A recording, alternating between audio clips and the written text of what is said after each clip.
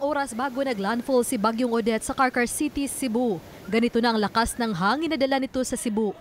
Pagsapit ng gabi, mas lalo pang lumakas ang bugso ng hangin.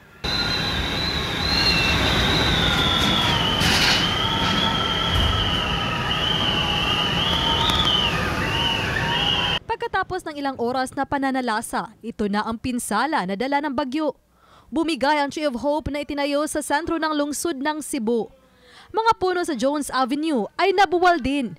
Nabuwal rin ang mga malalaking puno at poste ng kuryente at ang mga electrical line nito na nagdulot ng perwisyo sa sasakyan at mga tao. May mga yero at bubong ng mga bahay ang makikita na nakakalat sa daan matapos ilipad ng hangin.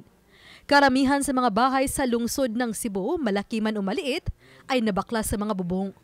Sirang-sira din maging ang karamihan sa mga commercial establishment. Itong gasoline station na ito natanggalan na ng bubong. 2 oras matapos humagupit ang bagyo, may ilang individual na nakikitang naglilinis sa daan. Sa Talisay City, sa probinsya ng Cebu, nasira ang ilang tanggapan sa loob ng City Hall. Nagmistulang ghost town at halos lahat din ng mga kabahayan at commercial establishment ay nasira. Hindi na madaanan ng Cebu South Coastal Road patungong Southern Cebu dahil halos lahat ng poste ng ilaw ang natumba na. Samantala, parang laruan lang itong mga container van mula sa Talisay City Fishport na napadpad sa kalsada matapos tangayin ng malakas na hangin. Ang ilan sa mga ito na nasa loob ng compound ng port ay peligroso pang mahulog.